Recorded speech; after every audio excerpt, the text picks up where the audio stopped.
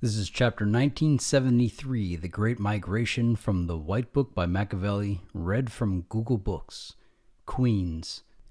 It was 1951 when Pops and his family arrived in New York. Swang was about 10, his sister Peanut a few years older. Music was in his blood. All those late night sessions with Sonny and the rest of the boys must have touched him in some way. For as long as he could remember, he'd heard the sounds of his father's guitar and harmonica. His mother would speak in wonder about them boys out back, smoking on salvia and blowing in the bottle way past late, just a howling at the moon. You got it in you too. Don't think you don't. I'd be sitting out there with my sweet tea, and you be rocking from side to side, keeping time in the womb. Pops had etched out a living selling swine and shine at a juke joint in the swamplands of Greenwood, Mississippi, not far from the crossroad of Highway 61 and 49 and close the town where Emmett Till got lynched. Long as they stay down by the river, said the locals, they can shoot their baby mamas and do whatever else they want. Just give us ours, and for damn sure don't be whistling at America's future. The truth was, where they were from wasn't the spot for a black man, especially one that had learned the arts and smoked leaf too. Pops decided it was time they go. Damn them chains. The family traveled north to the city where it was written. The prophets. The reckoning has drawn near for humankind. As they turn away in heedlessness, their hearts inattentive, and keep their conferences secret, as do those who act oppressively. Is this but a man like yourselves? Will you then take to sorcery with open eyes? No, they say, it is a jumble of dreams. No, he made it up. No, he is a poet. Let him produce a sign like what was revealed by the ancients. We have sent to you a book in which is a reminder for you all. Will you not then comprehend?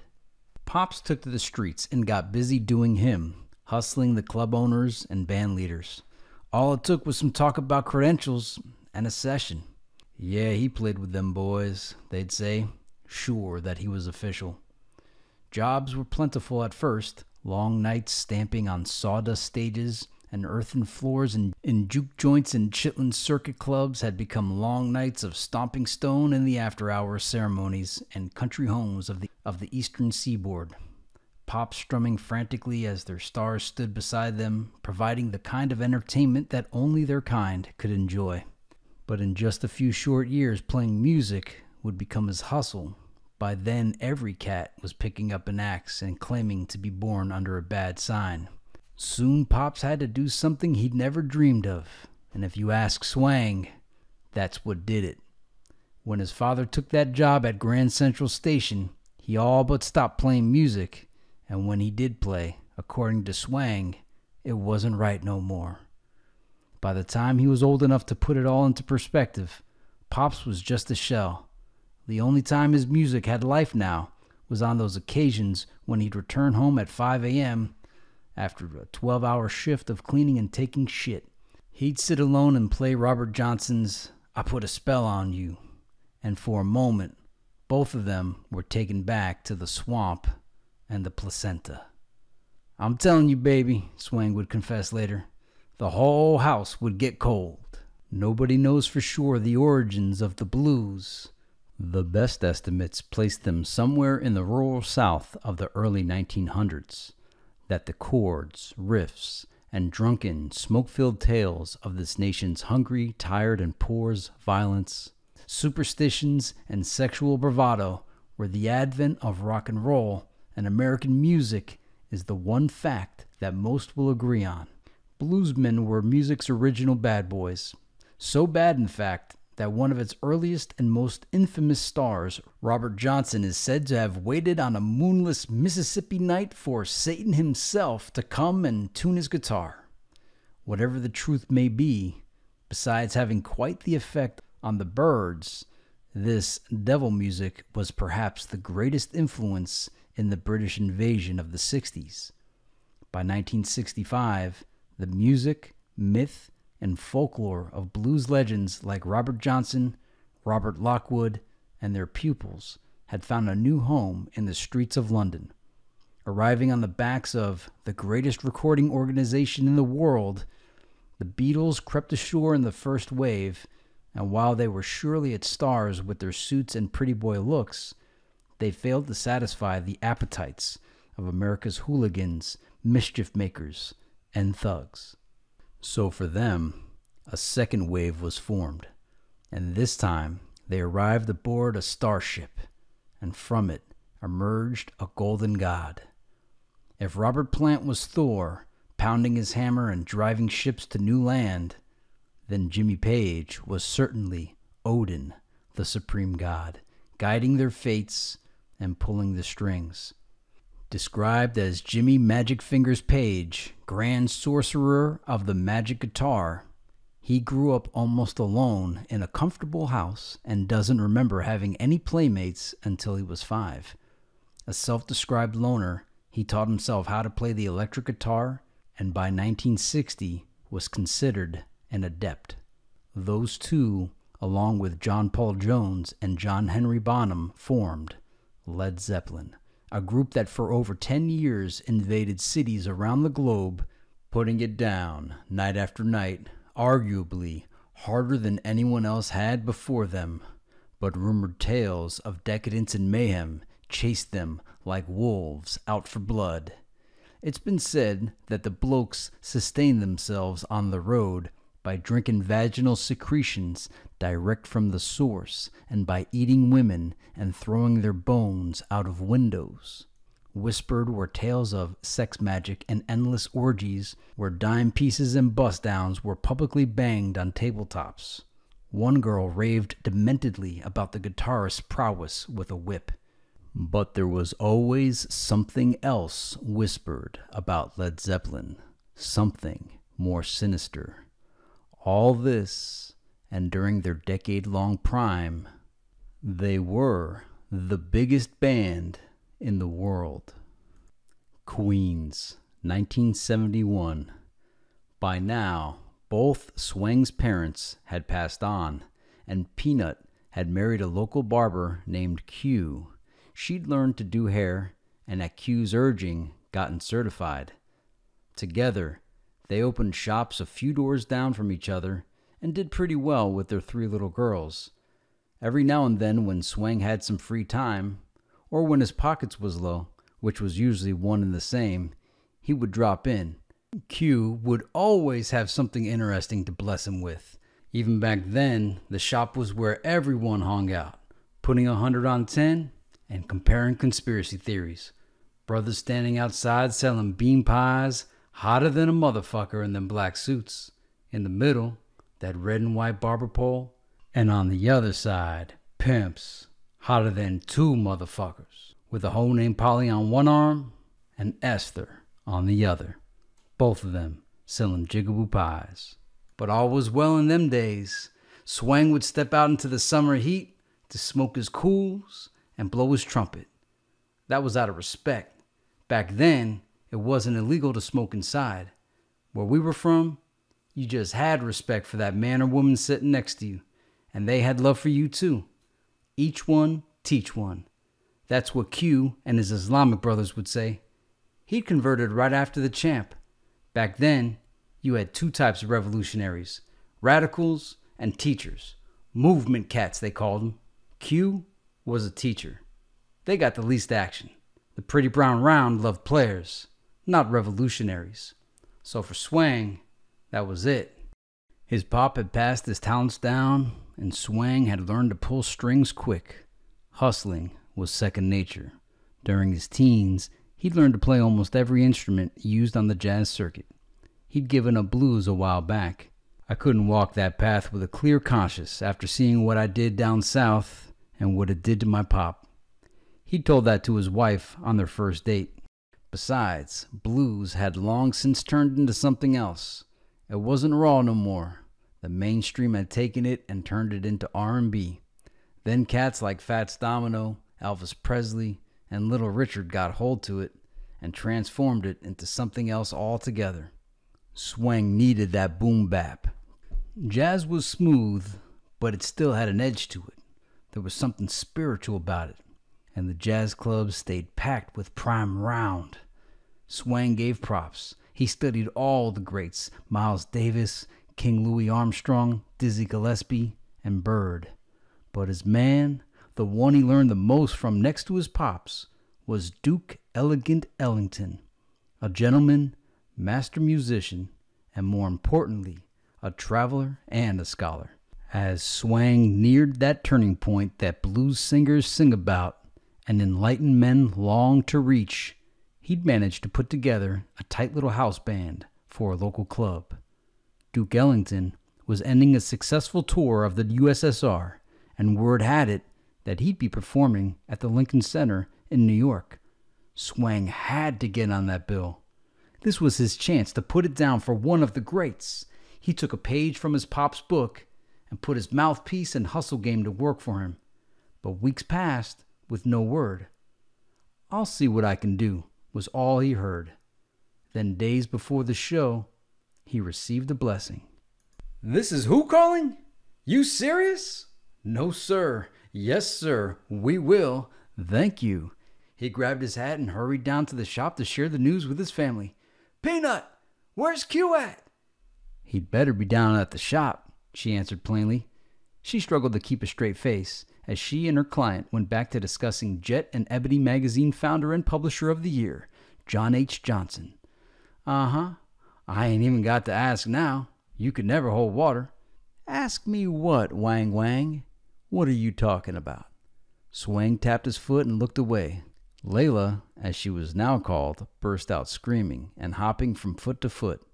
"Q didn't tell me until this morning. He said he'd been working on it for a while, but he was worried that if he told me, it would get back to you." Her client was worried about getting burned with the hot comb. He was right. "Damn, girl, I didn't know those Fruit of Islam dudes had pull like that. I didn't think this was their type of thing." Excited, he hugged his big sister and took an empty seat across the way. "Well, Wang, they are doing the security, and you know your man is a Shriner." "What? I thought I knew everything there was to know about the man." "You learn something new every day." "Who is your man, if you don't mind me asking, Wang Wang?" It was only then that he saw her smile. It startled him for a moment, beauty so pure. Any other day, that would have been the first thing he noticed. He stayed cool, barely caring that she'd called him Wang. "My man is the one and only Duke Ellington." "Who's your man, if I may ask?" Her cheeks turned rosy. She hadn't expected that. He stood up quickly and helped her from the stylist chair. She smiled at Layla. "Thanks. How much do I owe you?" $10 for you," she answered. The client reached for her sweater and purse hanging on the coat rack. Swang got to them first and handed them to her, accidentally knocking his hat to the floor. "Thanks again," she said softly through her grin. "Duke Ellington, huh? I guess I should have known from the hat." Layla chuckled. She teased her little brother for years about that hat. "You are a jazz fan, Miss Fatima. I hope that's right." He never answered. Yes to both questions. She zipped her purse. "How do you know my name?" "You work at the bookstore in Harlem," answered Swang. "Q took me once." "Really? I don't remember you." "I didn't come in." "Oh, I see," she said, turning toward the door. Sirius followed. "Can I walk you somewhere? Anywhere?" "I suppose, if your sister says it's okay." They waited for Layla's approval. "Y'all both grow," she said, waving to them. "That's a lady you're with, Wang. Treat her like one." "Okay, Mama. I'll be right back. I still got to see Q and thank him twice now." 3 days later, the Lincoln Center was in full swing, and Swang's set went off without a hitch. His band played a medley of classics that showed his appreciation for the music that he dedicated his life to. Fatima stood with Q and Layla, shining, with her hair in a bun, and dressed like a queen. She turned red all over when Swang named a number that he'd been working on after her. After giving Q 1,001 thanks and showering his queen with hugs and kisses, the only thing left to do on this night was meet the Duke. Swang made his way backstage with hopes of meeting the man he had long admired. Outside his dressing room were some of New York's elite politicking and waiting to rub palms with the man of the hour. If it hadn't been for Q's connection with FOI, he wouldn't have made it this far. He began to wonder if the meaning of life that had escaped him for so long was taking shape before him. He'd always listened to Q and his brothers at the shop. He agreed with some of their teachings, but didn't know if he could live by the rules of their faith. Shit, bacon and pork chops taste good. But the more he really listened to their message, the more the beauty and simplicity of Islam became clear. As he stood deep in thought, the dressing room door opened and the hallway brightened as Mr. Elegant himself emerged. The crowd swayed as everyone big and small tried to squeeze in a moment with the man. Somehow, Swang got pushed to the back in the crowd. Please excuse me, but we must clear this area. Mr. Ellington is due on stage. One of the FOI he'd spent time with at the shop grabbed his hand as he made his way to the front. He whispered something in the Duke's ear, and he turned around, looking pleased. After a few words, Swang watched in awe as Mr. Edward Kennedy Ellington ascended the stairway to spend some quality time with his mistress. What did you say to him, Singh? I told him the truth. I said that I had a young man who was interested in joining our order. You wouldn't make me out to be a liar, would you? Asked Singh as he cleared the hall of hanger-ons. Nah, Singh, I wouldn't do that. Just then, Swang noticed the door to the Duke's dressing room ajar. He ducked in and tried to savor the moment, looking around at all the instruments and clothes he fought the urge to touch. On the valet table lay 3 books, the Bible, the Quran, and a journal. He fingered through the journal until he came to a page titled Gutella's Journal, 1966. Excerpt 6. As I go from place to place, I always anticipate new or strange sensations. I get different kinds of inspiration. Gutella's Journal, 1966, Duke Ellington's Journal, biography. Music is my mistress. The clapping of the audience brought him back.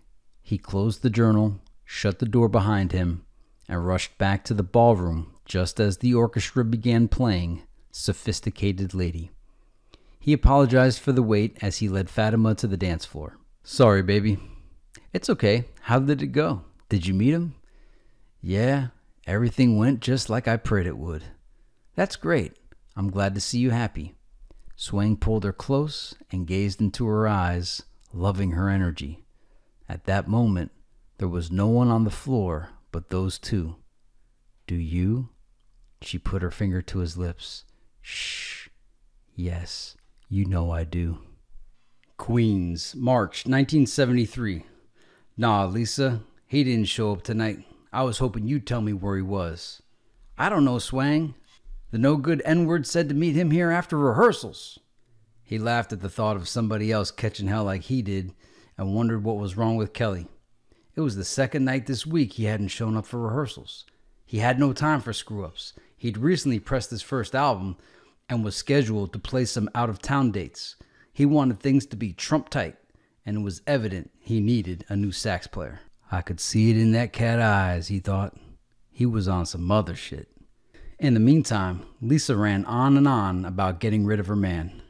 Swang, I can't have this. My man is going to respect me. Lisa was popular and respected around the club scene, clean and curvy with a caramel complexion and a pretty nice voice. She had a reputation for being a straight shooter. She'd been in an on and off again relationship with a married Harlem dealer named Peebles, who'd recently been shot during a deal gone bad in Central Park. Everyone felt badly about it. Peebles was a cool brother, but now players had their sights set on Lisa, and here was Kelly fucking up. Hey, Swang, how come you never tried to hit on me? Give me a chance, he said. I'm working up my nerve. Slow and steady wins the race." They laughed. "Slow down, Lisa. I'm sure Kelly's got a good excuse. But when you see him, tell him we need to talk." He moved steadily, putting everything in its place, closing up the studio and trying to calm Lisa down. She talked as if she was really through with Kelly, and he knew the last thing any man needed was to lose his girl and his gig in the same night. So feeling some pity, he tried to save one. "Come on, Lisa. Give the brother a chance. Let's go downstairs and have a drink. Maybe Kelly will show up." He turned off the lights and watched as her hips swayed down the stairs, thinking, Allah have mercy. By the spring of 1973, some changes had occurred. Swang's name had changed, Swang's faith had changed, and a prophet was developing in the womb of Fatima Ali. It was late, and Sirius's rehearsals were normally over around 11. Fatima had been pacing the floor waiting for her husband to arrive at their apartment in Queens. She lay down on the couch with the new bestseller, Dr. Atkins' New Diet Revolution. "This guy is out of his mind," she thought. "This will never take off." She read some more and struggled to stay awake listening to Bill Withers sing "Use Me" on the radio. "It all depends on what you do. It ain't too bad the way you using me, 'cause I sure am using you to do that thing you do." Minutes later, the sound of keys jingling at the door sprang her into action. She threw the book down and looked at the clock. It was 1:20 a.m. She didn't know where Sirius had been, but since he'd been fumbling with the keys for nearly 5 minutes, she had a good idea of what he'd been doing. At 3 months pregnant, Fatima was still feisty and wouldn't be made a fool of. Her sudden movements startled the baby, and both were prepared for the worst when she opened the door. "You drunk motherfucker, where have you been? And don't even think about lying. I could smell that shit all over you. You know what time it is? Baby, calm down. You drunk and high. That's what you are. You come in here all times of the morning smelling like perfume and shit. I know you ain't been out cheating on me, and I'm sitting in here pregnant." She stormed toward the kitchen. Sirius gave up on explaining and began ducking as plate after plate smashed into the walls. Man, he thought, broads sure do some dumb shit. He grabbed her arms and begged her to stay calm. Just then, he slipped on some broken glass, and they both fell to the floor, knocking over a chair. "Damn, girl," he shouted. "Look what you done did. You about as crazy as a fucking road lizard. You done cut your arm up and shit. You gonna mess around and have the police up here." He tried to reason with her between her sobs. "You ain't even listening to me, baby. All I did was help that girl Lisa into a cab. Shit. Kelly didn't show up to rehearsal and yada yada yada. So she was drunk and I had smoked one and that was it. I told her to give Kelly another chance. I flagged her taxi and she gave me a little thank you hug." Fatima scowled as she tended to the cut on her arm. "Little thank you hug," she said under her breath. "Lying ass N-word." "I heard that shit. Ain't nobody lying to your ass." Sirius was picking up glass and wondering if she'd purposely broken the cheap dishes. "I'll tell you something else," he said, "and you could take it as a lie if you want. Tomorrow, we're going down to the clinic because we can't afford no baby. Plus, you don't want a baby by a liar, no way. The more things change." The next afternoon, the two sat quietly in the clinic, waiting to call the other's bluff. Sirius pretending to read the pamphlets, and Fatima trying hard not to cry. He wanted to reach out and hug her, but it was her jealousy that had brought them here. "She's got to learn a lesson," he thought. "I ain't gonna be going through this." When the nurse called them, Fatima didn't move. Her eyes swelled as Sirius got closer to the desk. A veteran nurse, who'd seen this game too many times before, tore up their forms as she looked at him and said, "That's somebody's life y'all playing with." Sirius took her words and ran with them. "Come on, Tima. Let's go home." Inside the womb, a prophet rocked from side to side, rejoicing at his near miss. He couldn't wait to get out and begin his reign. Later that year, after some complications in July, Fatima gave birth in the month of September. Sirius held his wife's arm and coached her while tears streamed down his face at the sight of his firstborn son. The hospital staff cleaned him off and placed him in the arms of his father, who made a crack about his good looks. The nurses laughed and asked Fatima for baby Ali's name. She'd taken her husband's Muslim name, but had kept her own faith. She looked warmly at her family, and though she'd been reluctant at first, now that she'd seen him with her own 2 eyes, she knew the name his daddy had chosen for him fit. His name is Malik. That evening, when the commotion was over, the new mother held her child and prayed for a blessing. She lifted the Quran from Sirius's lap and recited, "The believers. Successful indeed are the believers. These are their heirs who will inherit paradise. Verily we created man from a product of wet earth, then placed him as a drop of seed in a safe lodging. Then fashioned we the drop of clot. Then fashioned we the clot a little lump. Then fashioned we the little lump bones. Then clothed the bones with flesh, and produced it as another creation. So blessed be Allah, the best of creators." This concludes chapter 1973. Subscribe to this channel if you would like to purchase a physical copy of the White Book. There is a link in the description below.